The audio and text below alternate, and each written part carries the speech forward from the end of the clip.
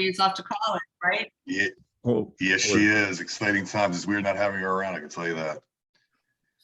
I hope Yeah. she does well. She's living her best life, thank you. I see Darlene's not with us, but John, we're live, I guess. I guess we are live. Okay, I'm sure Darlene will be joining us soon. She always has a meeting before this, so we'll get this ball rolling and this calling to meeting to order at 7:01 p.m. to the Economic and Community Development Committee of the Common Council. And I'll go through roll call with us this evening. It's Mr. Livingston is with us, Mr. Heubelman, Ms. Smith, and I see Ms. Shanahan. I guess you found your invitation. Mr. Meek has just joined us as well. Mr. Heubelman, I believe I said, and myself, John Kite, is the chair. Good evening, everyone. And first up, order of business is the public hearing for the PY 47 FY 22 Consolidated Annual Performance and Evaluation Report, the CAPER submission to HUD. Sabrina, are you with us this evening?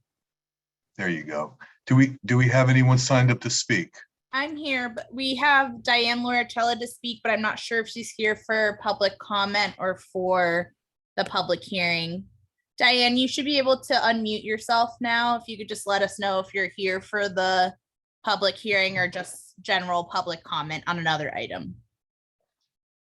Thank you, Sabrina. Mr. Chairman and the committee, try as I might to get a copy of the agenda for this evening.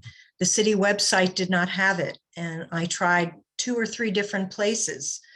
So because of that, I don't believe that would mean that you cannot meet necessarily, because I'm sure it was displayed someplace, but I know how much you care about the public's input. So I wanted to know if you would postpone. I have no clue what is on the agenda, so I hope you will accept public comment on items relating to decisions that you were going to make tonight. I don't know how else to say it. Thank you, Ms. Lauricella. Yeah, that's news to me. Sabrina, to your knowledge, was the agenda posted?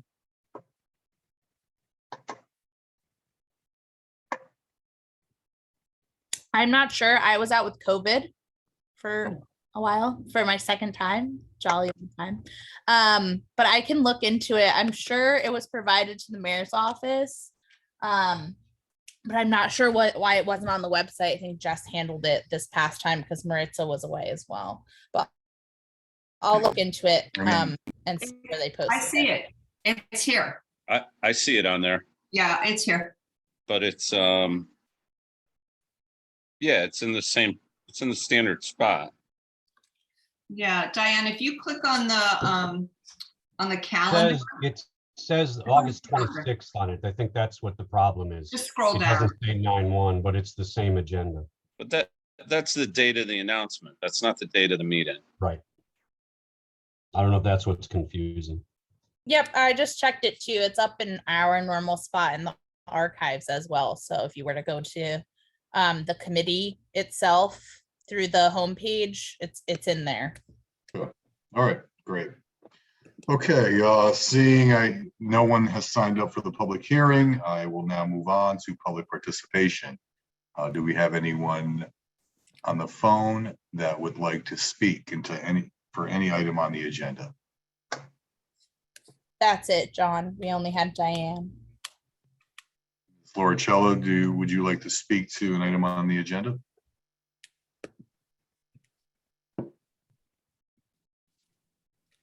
John, do you want me to share my screen so she can see what's on it really quickly? Would that be helpful? Sure. John, I just also noticed that Darlene joined us, if you wanted to note that. All right, great. Let the records show that Ms. Young has joined us at 7:04 p.m. Okay. All right. There it is. Okay, I guess, is she allowed to speak, Sabrina? Is she able to unmute if she so chose? Yep, she's currently unmuted. Okay. Going once, going twice. All right, we will now close public participation and move on to item 1A, and that's the approval of the minutes of August 4th, 2022. Would someone like to move the minutes?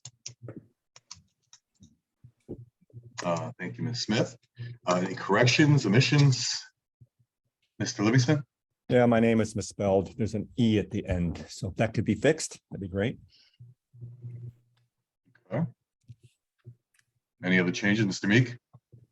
Yeah, my name's Brian with a Y, but that's my mom's fault. Yeah, good one. Any other corrections? Okay, all in favor of the minutes as amended, please raise your hand and signify yes. Darlene is a yes. Oh, and looks to be unanimous. Great. Okay, moving on. That's to item 2A, and that's to advance the PY 47 caper to the Common Council with authorization for the mayor to sign all forwarding documentation required by HUD. Would someone like to move that item? Thank you, Ms. Shanahan. Do we have someone from redevelopment to speak to this? Hi, yep, Stephen from the redevelopment agencies here. Hey, Stephen, do you mind just giving me just an overview on how the process went, and what we're voting on tonight? Absolutely. So the 2021 Consolidated Annual Performance and Evaluation Report is our PY 47 caper. This is a standard report that's due 90 days after the end of the program year. We submit this regularly. We are in the second year of the 5-year 2020 to 2024 consolidated plan. We'll continue to submit these in relation to that plan for the next 3 years as well. The plan or the caper shows cumulative 2020 and 2021 achievement data, as well as individual annual action plan data for the 2021 year. In total, the city expended $1,781,000 last year. All of this contributes to the agency and the city's timeliness for our CDBG funds. This does include the spending of some of the COVID funding that we had received as part of the CARES Act grant. We are currently in the public comment period, which is a 15-day public comment period where members of the public will be able to submit comments in writing to the redevelopment agency. If any comments are received during this public comment period, we will present them at the next Common Council meeting for review and acceptance. If there's no public comments that are received, that's fine too. And then if you guys have any specific questions, feel free to ask, and I'm here to answer them. Mr. Livingston. Yeah, just a question. And as I look at the goals, some you've greatly exceeded, others have not been exceeded. How should we look at that? Is it early in the program or? So part of it is due to demand. COVID might have greatly changed some of the goals when the plan was written. At the end of the 2019 year, COVID hadn't hit yet. So we may continue to see that we may underserve or overserve on specific goals because of, just what the demand of the public is and what the demand of the city is. The goals that are there are not necessarily a pass-fail kind of criteria. With the consolidated plan, we structure that, we reviewed the city's needs, and these are, some of the needs that we seek to address, but it's not necessary that we deliver on 100% of the goals that are there. Like I said, demand is a big factor.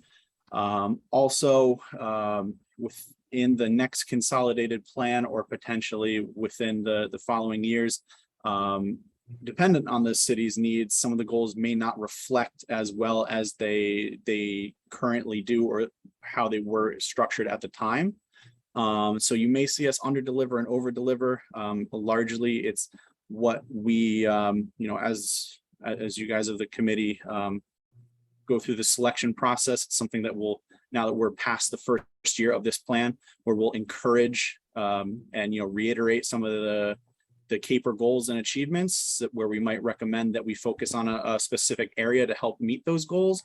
Or it could be determined that, when the plan was drafted, it was more of a necessity. Major events happened and now it might not be such a necessity. You'll also see us over deliver on some of the goals because of the involvement of area benefit activities, which skew the statistic a little bit because of the reporting requirements of HUD, where we're showing that we're helping a very large base of people with one activity, which might overinflate some of the numbers that you see a little bit, but it's in terms of reporting to HUD, it's how they require us to structure it. Thank you. Any other questions for Stephen? I just want to thank you, Stephen. I know a lot of work goes into this. This is a long process for you and your crew over there in redevelopment. So thank you for the hard work. Okay, that being said, now we'll call for a vote. All in favor, please raise your hand to signify yes. Am I seeing all the hands? Yes, so unanimous. Thank you, Stephen. Thank you, everybody.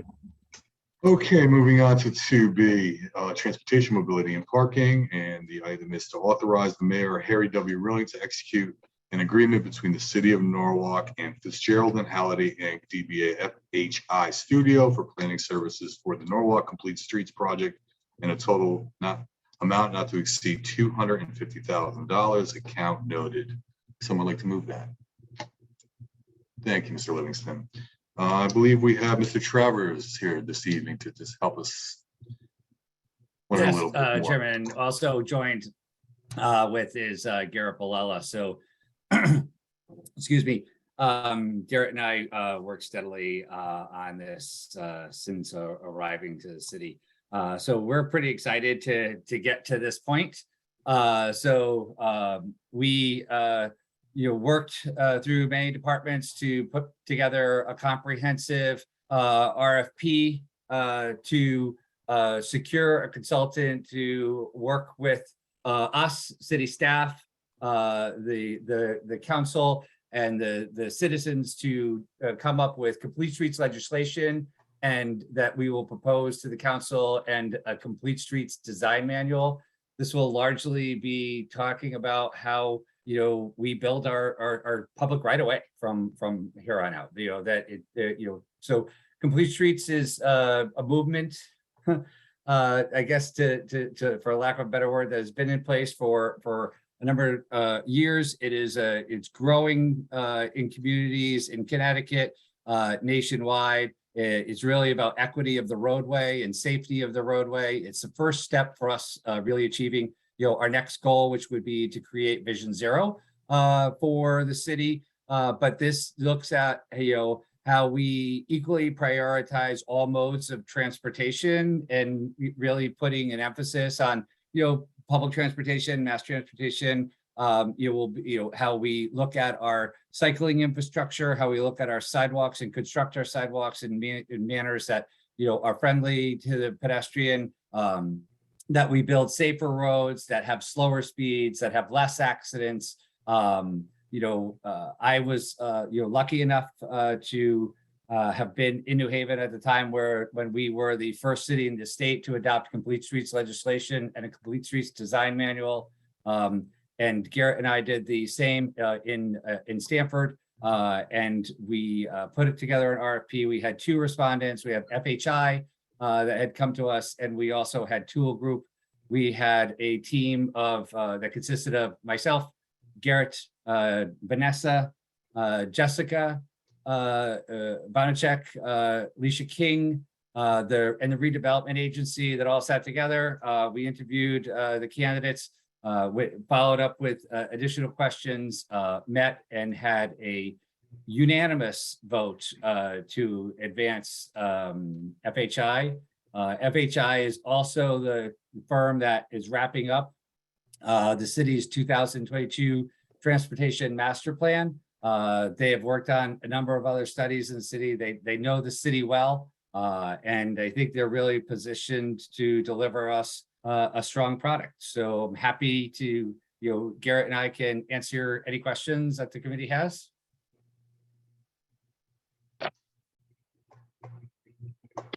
Mr. Livingston. Yeah, thank you. First off, I'm really excited to hear this. I mean, this is great because I think it's so important and necessary for us to do this. So thank you for doing all this. Can you give me a sense give us a sense of the timing? And also as part of that timing, when you'll be looking to have the council adopt the sort of enabling ordinances, if you will? So I think, what we want to do is we want to get to the point that we do the award. We will sit with the consultant, put together a more stringent time frame that really talks about, I think we have spent a large amount of time working on the resolution or the RFP to have the consultant really work with small groups of people, like the council as one that runs it through. They are going to be going through all of our ordinances to make sure that our ordinances are in line with the vision that we established for the city to go forward. And so we would look for those ordinances if there is any conflicts, to look for any changes to those ordinances at the time. So it will be a process that we go through heavily in the next 18 months. In a variety of things, but I think really what we see is typically at the near the end of the process that that would be the time that we move forward through any of the recommended changes and making sure that the council is very comfortable with the direction that we have. So I think where you would see us do probably more of the adoption would be in that 12 to 18 month time frame.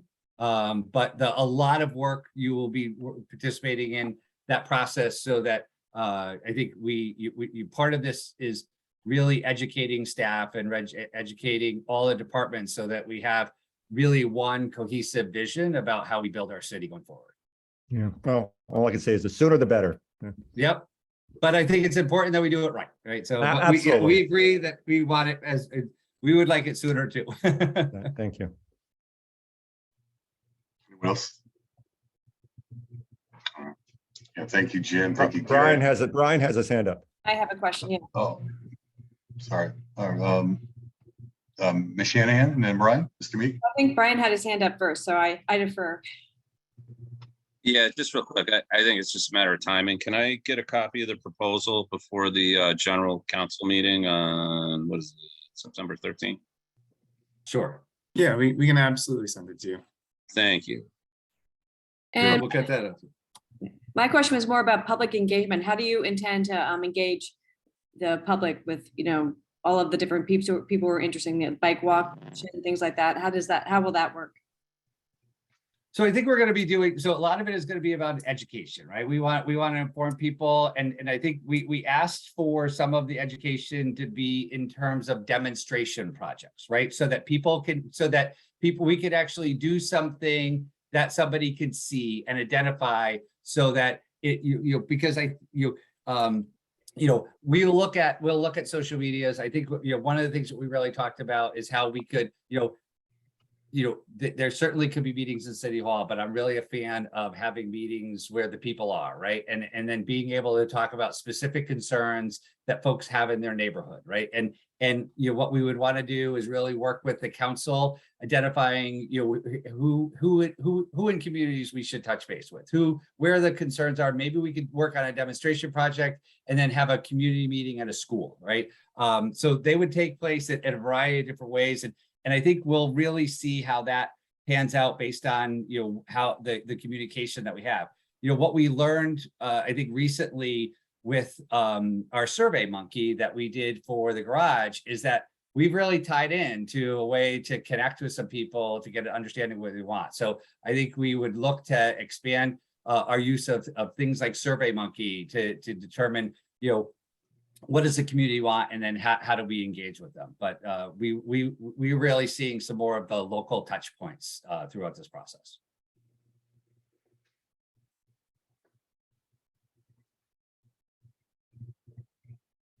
Okay, seeing another hand, so I will now call for a vote. All in favor, please raise your hand and signify yes. Abstentions? Noes? Abstain. Record show, Mr. Meek abstained. Okay. Thank you, Jim. Thank you, Garrett. Thank you, sir. Thank you very much. everyone. Have a wonderful evening. Have a You as great well. weekend in Maine. Thank Have a great you. night. Oh, fellow Mainite, whatever the, okay, item C1, authorize the Mayor Harry W. Rilling and the City of Norwalk to opt out of the State Legislation Public Act number 21 to 29, an act concerning the Zoning Enabling Act, accessory apartments, training for certain land use officials, municipal affordable housing plans and commission on Connecticut's development and future. Would someone like to move that item? Thank you, Ms. Smith. I believe we have Mr. Kleppen with us tonight. As you all know, this has come back to us. At the last meeting, a decision was made to table the item until zoning has met and voted on it. So we better had an idea of what we were voting on. That has happened. And now the item is before us again. Steve, correct me if I'm wrong, but pretty much everything we saw the last time has remained the same as far as setbacks, square footage and so forth. And if yes or no, can you just go through that again briefly, if you don't mind? Sure, and hopefully you guys can hear me. I'm kind of in transit. Mr. Baker, Brian Baker's on. He could probably give you a little more detail than I can, but I'm here definitely to answer any questions you have. Hey, Brian. Yeah, so the one change that we made since you last saw it, which was made at the public hearing by the Planning and Zoning Commission, was they increased the square footage of attached ADUs up to 1,000 square feet and kept detached at 700 square feet. So that's the one change since the last time you've seen it. I'm sorry, say that again. So it's gone up to 1,000 for attached? Yep, attached one up to 1,000, detached 700 square feet. And we saw it at 750? 700 flat for either. Got it. Okay, and also I thought it was pretty, good information to have, and that's what other municipalities, our neighboring cities and towns have been doing. Were you able to gather any information to that regards? Yeah, so we checked in with Stamford, Fairfield, and I checked with Stratford. All three have either opted out or are opting out. They all approve detached or attached units via administrative zoning permit, and they just range in square footage. So Stamford, depending on your lot size, will allow a 1,200 square foot ADU down to an 800 square foot cap if you have a smaller lot. Fairfield went up to a 1,500 square foot cap. And then Stratford, I don't know what their max size was, but they kind of opted out and stuck with their existing language. So they don't allow detached, they just kept the attached units. Okay, and with other, there's a lot of ways to look at this, obviously above and beyond setbacks and size. And that's a point I plan to bring up, and that's this being an as of right permit or via special permit. Do you have any information to that, Brian? What other municipalities have been doing, specifically Stamford and, Yeah, so Stamford was as of right, at least that's how they proposed it for attached and detached. Fairfield was as of right, and then Stratford did not allow detached, so they're just allowing attached as of right. Okay. Just for those that are unaware, like I said, the Planning and Zoning Commission has voted on this. There was heavy deliberation and discussion about this being an as of right or requiring special permit.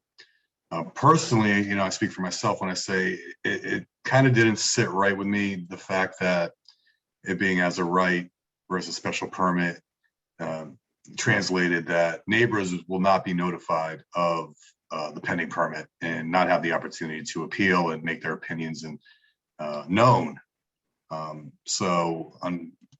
Unfortunately, the Planning and Zoning Commission voted at a 5-4 vote, with the chair of the commission actually voting for it being as a right. And I personally, it's upsetting to know that the neighbors of anyone applying for ADU would not have the opportunity to speak or have even know that the ADU is going into to be constructed. So that's a point I just wanted to make. I know Brian and Stephen, we discussed this And like I said, and if for anyone who hasn't seen the Planning and Zoning Commission meeting, I think it was very helpful to me to hear their discussions because they've been dealing with this for quite some time. Anyway, that being said, I know there's a lot of people that have other questions. I see Mr. Livingston, you have your hand up. Yeah, I do. I just want to follow up on what you said, because I watched the hearing as well, and I struggled with the same point. How is there a way, I know by the way, I think you guys did a great job. You worked hard. It's obvious you put a lot of thought into this, so I appreciate all that. I still struggle with the fact that there is no input from the neighbors at all. And is there a way of getting input short of a special permit? Are there other mechanisms to ensure that the property really does fit? I mean, not the property, the ADU does fit the neighborhood? Or just getting any input from the community, or neighbors, I should say. And particularly, Tom, for the unit that is detached, I think that if nothing else, warrants some sort of notification, I think, from neighbors about what's actually happening. Hey, The Darlene, attached- I'm sorry, no, that's a really good point. They made the distinction. One of the proposals was to make a distinction for requiring special permit for the detached, but not for the existing structure. And that makes sense to me. I'm with you, Darlene. I just don't know what the answer is, to be honest.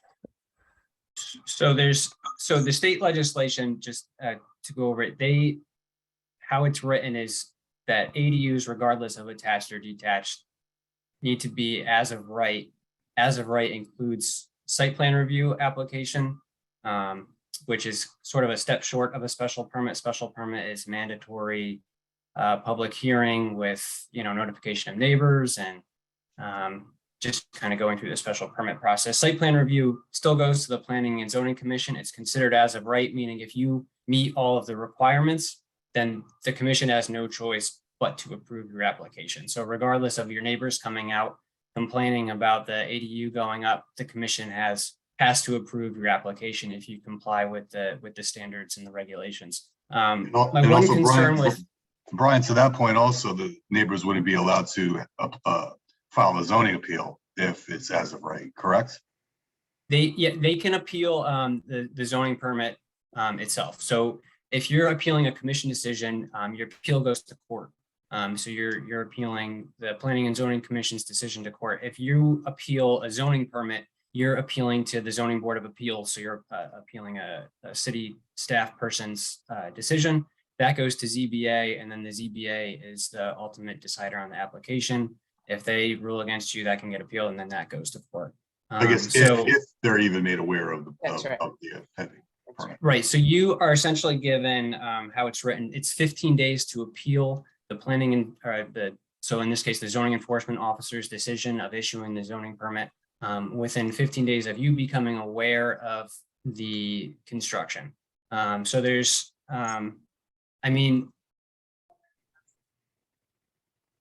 if you're appealing a decision that complies with the regulations, you're not going to win. So, it's kind of, if you can be notified of something, but if it complies with everything, there's not really much for you to say. You can, come to a commission meeting, say you're not happy about it, but if, I don't know if it's giving false hope to the neighbors to say you can come to a hearing or you can attend a Planning and Zoning Commission meeting, file your complaints with the commission, but ultimately, your complaints are kind of will go unanswered because they comply with the regulations. I mean, this zoning regulation really concerns me. I mean, I think if this is not something I think the city of Norwalk would have taken on if it weren't for the state statute, but here we are. And what really concerns me is, I mean, it came to us under the blanket of affordability, adding housing stock to our inventory, but yet there's nothing in place that requires either affordability or blood relative or anything to that point, and which is disappointing. I think, and like I said, this is obviously that the decision at the end of the day is up to planning and zoning, but I think a lot of folks are going to take advantage of this as a financial opportunity. you know, which I don't believe is what the purpose was when the state, you know, thought this up.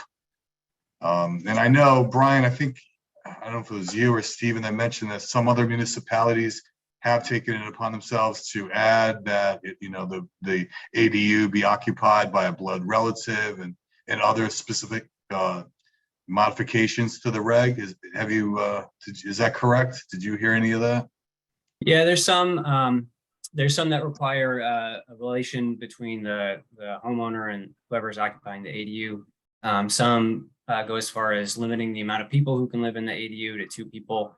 So there's all different sort of variations on it. I think the important thing to note is if you do want to go with something like that, then you have to opt out, because the state legislation says that you cannot, if you were to opt in, you can't require any sort of blood relationship between, you know, the person who lives in the house and the person who lives in the ADU. Okay. I guess everyone's picturing grandma and grandpa living in this ADU, but I mean, if there's nothing in the books that says, okay, it needs to be a blood relative, you could just rent it to anyone and profit from it. I mean, I guess, I know a lot of landlords here in Norwalk, and I think a heck of a lot of them would be taking advantage of this if they can. Anyway, Barbara, you had your hand up before. Yeah, thank you, Chair. Yeah, I watched the entire the meeting and discussion in the Planning and Zoning Commission. And, you know, I think, you know, they did a very good job and they addressed many concerns. But, you know, I have a lot of concerns too. So my first question is, why was 10 feet from the property line determined? Because if I'm not mistaken, like for a, you know, for a storage shed, isn't it 20 feet from the property line? Am I correct about that? For something more like? It depends on which zone you're in. So, I mean, we are kind of doing 2 things. We're looking at the existing regulations that we have, and then what the regulations are going to look like as part of the zoning regulation rewrite. So we went with 10 feet as essentially what a 10-foot setback is what's required for a detached structure in an A residence zone today. So if you're in an A zone, your side and rear setbacks are going to be 10 feet. A B zone, your side and rear setbacks are lower. They're 6 feet generally. And then if you get into like your AAA and AA zones, that's where you have AA zone is a 20-foot side setback and AAA is a 30-foot side setback. Brian, can you give some context as to what those districts are, just for people to have an idea about what density is? It's just hard to be able to picture what that looks like. Yeah, AAA residential zone is a minimum lot size of 1 acre. AA is half an acre. A is 12,500, which I think comes out to roughly 1/4 acre. B zone is 6,250 square foot minimum lot size. So, you know, as you progressively get closer to the Bs, you get smaller lot sizes. So the smaller your lot sizes, the closer you can be to your side and setbacks. I mean, you know, I went into my yard this afternoon and I measured out 10 feet and I looked up 20 feet and I thought, you know, if someone was going to build a structure that size, that close to my property, I would want to know it. I would want to know. So, you know, I'm going back to Mr. Livingston. I find myself wondering the same thing. Is there something, you know, because one of the things that they discussed quite a lot in the Planning and Zoning Commission is the cost of a special permit, you know, because you have to do the survey and, you know, numerous other aspects of it. So is there something in between, you know, where somehow the neighbor is alerted to this, but maybe, you know, it doesn't have to be so costly to the people that would like to do it? I don't know, but I really, you know, when I went out in my yard and I looked at that, I really have some concerns. I really support ADUs. We need ADUs.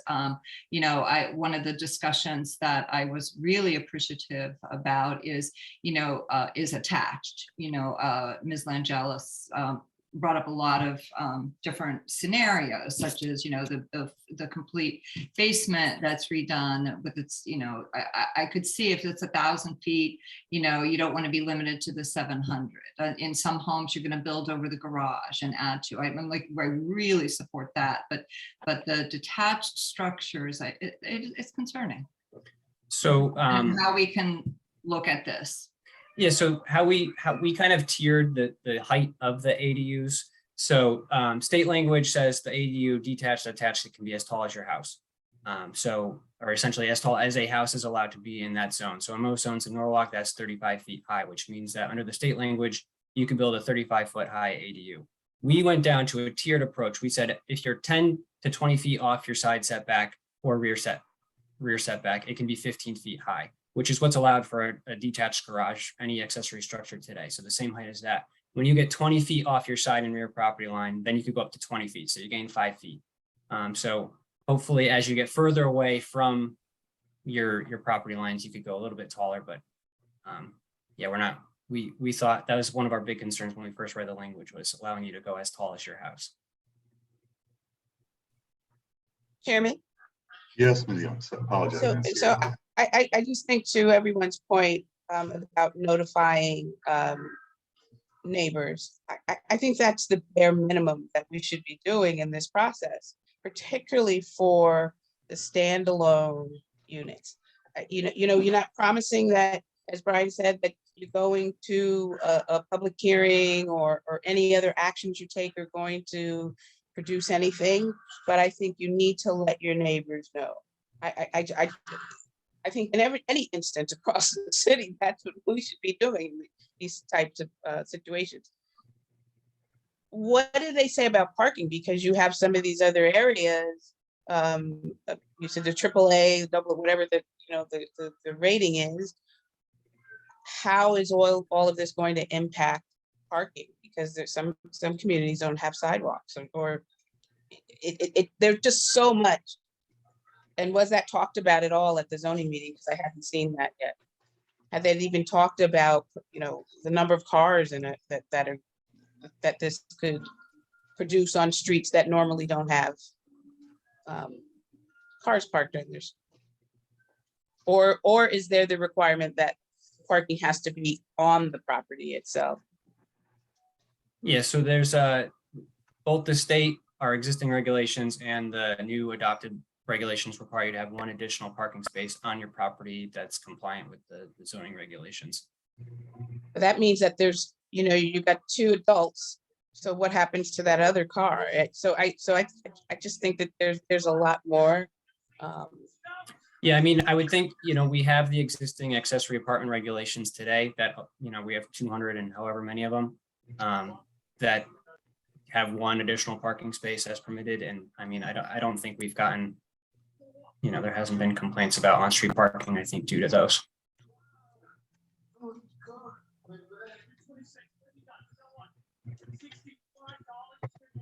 I didn't hear an answer to the question that was asked, though. Are there any other tools or things that we can do, such as, is that possible to alert neighbors? So there's 2 options, I guess. There's either you make this a site plan, or either it could be a site plan review application, which again would be considered as of right, in which case the neighbors would be notified. And then the other thing that we could do to look into is ask the law department if we can make it a requirement for someone getting a zoning permit if they'd have to notify the neighbors. Generally, that's kind of out of the ordinary. We don't require you to notify your neighbors if you're getting a zoning permit. So we'd have to check to see if that's legally allowed. Might be out of the ordinary or not what we've generally done as a practice. There's no zoning permit requirement for you to notify your neighbors. I don't think in any municipality. So we just have not done those types of things as far as notifying neighbors of different types of development. Just for zoning permits. So a site plan review application, special permits, you're required to. If I could just jump in for a second, Brian, I want to be clear what you said before, or did you say before that you cannot require a special permit on this? The state says no. The state says it's either over the counter or it's site plan review to the Planning and Zoning Commission. Then how come the zoning board commission voted on this? Did they not know that? Because I watched it and they were voting on whether to require a special permit or not. So I think they. Steve, you have something to add? Yeah, so we can require that. The city can require The state legislation doesn't allow you to do that. So if you don't opt out, you can't require it. Oh, So okay. the city could require that. All right, so that makes it Yeah, clear. yeah. Thank you. Darlene, were you done? Did you have any more questions? No, thanks. Anybody else? No, Mr. Meek, I apologize. I didn't see your hand up there. Hey, no problem. Thanks, John. Yeah, and sorry, I'm coming into this halfway through the game, but yeah, parking. It refers to Article 120. What code is that under? If anyone Planning and knows. zoning regulations, building zone regulations, so it's the article specific to off-street parking. It's not in the city charter, or it's a No, it's a zoning specific. reg? Yeah, specific to the regs. Okay, and then I think the action item tonight is just to vote to remove this, to opt out from the state law. No real control over the contents of what zoning approved, right? But then at the bottom of this packet, you say this thing is effective tomorrow. Is that right? Or does the council actually have to opt out of the state law before? So it's kind of a two-step process. So at the July meeting, this committee had wanted tabled this item to opt out, and wanted the Planning and Zoning Commission to adopt new regulations. So the Planning and Zoning Commission adopted those new regs, which go into effect tomorrow. If the council opts out, then those are the regs that are in place, which we can modify as a city going forward. If the council opts in, then these regs would get deferred to the state language. Okay, thanks. And lastly, I mean, this may be a question for finance, but you know, a multi-unit dwelling, I think it's 4 apartments, we require reporting to the assessor's office. Was any thought given to what you know, could this come under that policy? How would that work? I mean, could we, you know, if people are going to rent these out for an exorbitant rent, maybe the property should be assessed a little bit higher than an individual dwelling? No, I mean, has any of that come up yet? I would ask the tax assessor how it works right now. If you do have an ADU, you are taxed on it. So we're looking at tax cards a lot, and you'll see lots of them that say, single family house with in-law apartment. So I assume that they're taxed separately or differently. Well, I'm certain we're going to tax them. I'm just wondering if we're taxing them like, it's your in-law apartment, or is it a commercial rental property? Sorry, residential rental property. Okay, maybe a question for, thanks, that's all. Anyone else? Okay, I think, I mean, it's pretty obvious we all have some concerns. Personally, I feel the Planning and Zoning Commission missed the mark on this one. So I'd like to make a little change here and propose that we table this item to our next planning committee meeting, and in the interim, gather our thoughts as a committee and send a letter to the Planning and Zoning Commission asking them to revisit it with the concerns that we've all expressed tonight. I agree that opting out is the only way to go here, but I think we could do a little bit better. So that being said, I have one question though. Is there a deadline by which we have to opt out? January 1st. Well, okay. Yes. Mr. Meek, you have your hand up? Yeah, I make a motion, we table this subject to further deliberation by this committee and communication to the zoning team to review and reconsider some of our concerns. Okay, if everyone's clear on that one, all in favor, please raise your hand and signify yes. Ms. Young? That's a yes too, unanimous. Okay, thank you. Expect some drafts to come around and asking for your input as well. All right, and thank you, Brian. I know we came at you pretty hard there. That's why you get paid the big bucks. All right, item D1, approve the sole source request for getaway signage with ABC Sign Corporation in an amount not to exceed $33,000, account numbers noted. Would someone like to move this item? Thank you, Mr. Livingston. And who will be speaking to this? Is that Jessica? Oh, there you are. How are you? You're muted. She must look like her dad.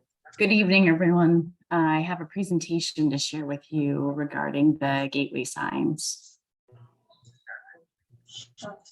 So as you know, we've had gateway signs that are at exits 14, 15, and 16 off of I-95. And here's a picture of one of those existing gateway signs. Over the last few months, we've been able to work with different sponsors to be able to replace some of the signage. And the way that this got started was at the exit at the gateway sign at exit 16 North was actually hit by a vehicle, and that sign needed to be replaced. Stu Leonard's contacted the city, asked if they could make a donation and sponsor a sign. We worked with a company, ABC Signage, to be able to develop the new sign that Stu Leonard's then sponsored to be able to install at exit 16. Since then, at exit 14 and exit 15, the Sono Collection has sponsored signs, and they were installed just a number of months ago. And so as a result of that, here's a picture of the new sign that was installed. As a result of that, we sort of have a situation where we have newer signs and older signs that are existing at the gateway entries to Norwalk. And so what we wanted to do was talk a little bit about the existing signs and proposed signs in hopes that we can move forward with 3 additional gateway signs, knowing that there's money in the capital budget to cover that. So here we have a exit 14 where the existing sign is currently placed, and that's an existing new sign that was funded by the Sono Collection. And we're proposing a sign on the other side of the exit. The reason for this particular one is that the roadway there is quite wide. So if you're on the left side of the exit, you can see the gateway sign, but if you're on the right side, then the car on the left is sometimes blocking that sign and you can't exactly see it. A second proposed location is at exit 15. Right now we have a sign that was proposed and sponsored by Sono Collection, and it's the blue triangle or the blue diamond here up by Matthew's Mansion. And what we're proposing is a second sign, which is the red diamond, which is the exit off of US 7, the exit to West Avenue. And then the third location that we're proposing is I-95 exit 16 South. So there's an existing sign that Stu Leonard sponsored, and it's on I-95 North. And so this would be the partnering sign that would be on the other exit. And so, you know, it's a fairly basic ask today as far as concept goes. We've had the 3 signs that are gateway signs replaced at exits 14, 15, and 16, 1 by Stu Leonard's, 2 by Sono Collection. We're working with ABC on a sole source to be able to replace the other 3 signs or be able to install the 3 new signs given the new design that we put in place. Each of the signs is $11,000. That's not including the police detail for the installation. Each site is different. Right now, with building and code, in the last fiscal budget, we had $30,000 approved for these signage efforts. And in addition to the $30,000, we actually planned on asking for an additional $20,000, knowing that we wanted to replace all 6 of the signs. But because 3 of them were sponsored, we didn't ask for the $20,000 in addition to the $30,000 that we had originally received. With the $30,000, that covers almost all of it. There's a $3,000 gap. And so we're proposing here that we would use the neighborhood improvement fund to be able to cover that gap. And the third account that you see in the resolution is the Main Street Small Business account, which is the account that we've added for any overages that may relate to police detail that is required. That's still to be determined. So in saying all of that, the 3 signs would be $33,000 covered by those 2 accounts. The third account will cover any police detail that's required as to be determined. But we want to be able to ensure that we have sponsors for those signs. So the way in which the signs are constructed is that each of the panels is separate, so that if the sign was hit by a car and there was damages done, we could actually replace the pieces that were broken instead of having to remove the whole entire sign and replace the whole entire sign. That means that if we receive sponsors, which we intend to do, then we're able to put up those sponsor panels at the bottom of the sign to be able to take in the $11,000 per sign and then be able to use that money almost as a revolving fund to be able to put additional signage in around the city.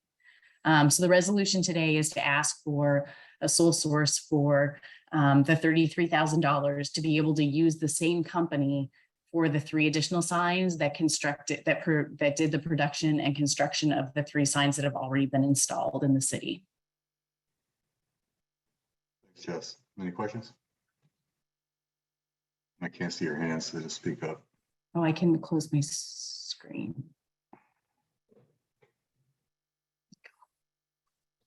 So Jess, you're out looking for sponsors still? We are looking for sponsors, and we have a number of different companies that we think will sponsor them. We just happen to think that it'd be great to be able to get the signs up as soon as possible before the winter comes, and then be able to market the signs when they're up. And as you said, this is the company that did the other ones. That's why you're using them as a sole source, right? That's correct. Yeah, we want them to match. And we think that they look really sharp. We like the navy blue with the gold. We think they look nice. On another note, several years back, we redevelopment proposed, maybe Tom, you remember this, signage throughout the city. Yeah, I do remember that. Yeah. You remember, and it kind of just died on the vine. It was a lot there. I'll be honest, it's been so long, I forget the specifics. Is that, I mean, do you know, Jess, in your time here? Yeah, so that was before my time, but I've actually read through that signage plan a number of times, and I believe that it was a wayfinding plan that was for the whole entire urban core. And it was brought together by a group of people that worked on it for a very long time and voted on different designs. And I believe the price tag that was associated to being able to implement signage throughout the urban core was a little bit of a heavier lift than maybe at the point in time that the city wanted to take on.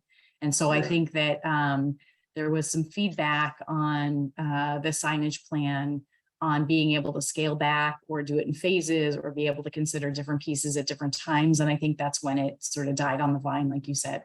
Yeah, actually, I do remember. Yeah, funding was an issue. Okay, any other questions about this item specifically? No.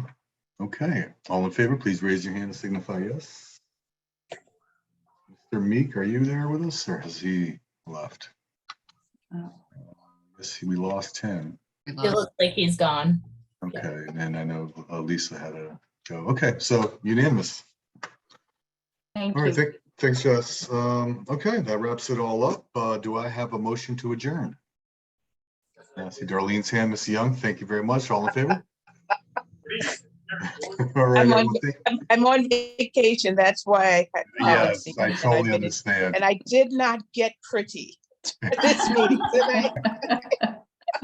Enjoy the Happy rest vacation. Yes. Enjoy. Bye. Thanks for Thanks, coming. everybody. Have a great Good weekend, night. everyone. Bye-bye. Bye-bye.